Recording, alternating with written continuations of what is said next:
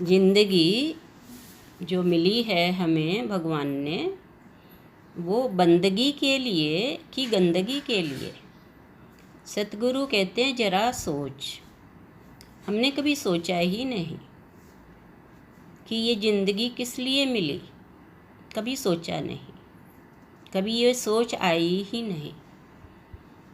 लेकिन जब संत मिलते हैं, तब वाणी सुनते हैं, तब सोच उभरती है कि ज़िंदगी किसके लिए मिली है। क्या रोने धोने के लिए, खाने पीने के लिए, बच्चे पैदा करने के लिए? ये तो बंदगी करोगे तब भी हो जाएगा सब कुछ।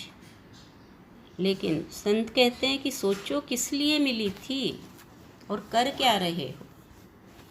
जिंदगी भगवान की बंदगी के लिए मिली है, ना कि गंदगी के लिए। बाकी हर कार्य में गंदगी ही है। अगर हम ध्यान से देखें, भाव से देखें तो पाएंगे। लेकिन जो बंदा बंदगी में लग जाता है, उसका हर कार्य पूजा बन जाता है। उसका कोई भी कृत्य गंदा नहीं रहता। वो भोजन भी करता है तो प्रसाद मान कर करता है। कुछ भी कर रहा है तो हमें ये सोच अपने भीतर उतारनी है, फिट कर लेनी है, बिठा लेनी है कि हमारी ज़िंदगी बंदगी के लिए है। और बंदगी क्या है? बंदगी ये भी नहीं कि हम केवल मंदिर जाएं, पूजा करें, फूल चढ़ा दें। बंदगी ये भी नहीं है। बंदगी क्या है? जो कभी बंद ही ना हो। पूजा कर ली हो तो एक बार कर ली, सुबह सुबह कर ली, भजन आरती गा ली, सुबह सुबह कर लिया, शाम को कर लिया, मंदिर जाना हो गया, तो ये क्षणिक है, थोड़ी देर का है। बंदगी किसे कहते हैं? जो बंद ही ना हो। क्योंकि जब उसकी देन ही बंद नहीं, तो हमारी बंदगी बंद कैसे होगी? क्यों हो? बंदगी यानी कृतज्ञता, बंदगी यानी हर समय उसके सम्मुख मन झुका रहे। कभी कभी भी ये अहंकार ना आए कि मेरे किए कुछ होता है, नहीं।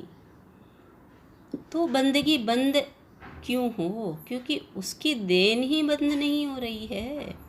आज ऑक्सीजन की कितनी डिमांड चल रही है और करोड़ कितने अरबों व्यक्ति संसार में हैं, और उसने कभी भी उसके ऑक्सीजन में कमी नहीं आई, कभी भी नहीं आई उसकी ऑक्सीजन में।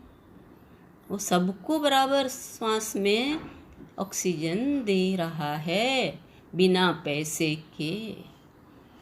तो चुनना है हमें कि हमें कौन सा मार्ग तय करना है, बंदगी या गंदगी।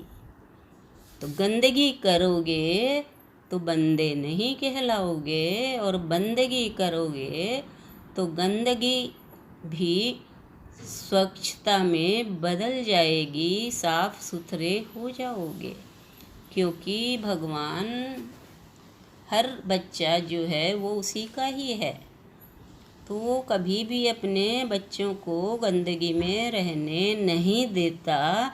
जो बंदगी करते हैं उनको, लेकिन जो उनकी ओर देखते ही नहीं, केवल अपने स्वार्थ की पूर्ति के लिए ही उनकी ओर जाते हैं कि हमारा ये दुख मिटा दो, ये कष्ट मिटा दो, तो उनके जो ऐसा भाव लेकर उनके सम्मुख होते हैं तो उन्हें वही प्राप्त होता है। लेकिन जो अहरनिश कृतज्ञता से भरे हुए उनके भाव में बैठे हैं, प्रेम में सने हुए हैं, होठों पर केवल उन्हीं का ही नाम है, उनके लिए परमात्मा हमेशा हाजिर नाजिर रहता है, हमेशा उनके हृदय में व्याप्त रहते हैं। इसलिए संत हमें वाणी के द्वारा ये कहना चाहता है कि जरा सोच, जिंदगी तुम्हारी किसके लिए मिली है, किसके लिए दी है मैंने ये जिंदगी। सोचो, तुम्हारे ही हाथ में है कि बंदगी करना चाहते हो या यूं ही रहना चाहते हो।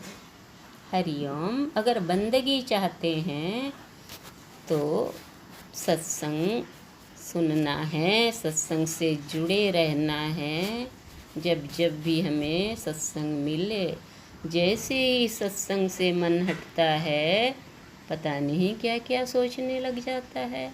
लेकिन जिन्होंने निरंतर सत्संग सुना है, वो सत्संग पूर्ण होने के पश्चात भी उनके भीतर सत्संग ही चलता है। हरि ओम।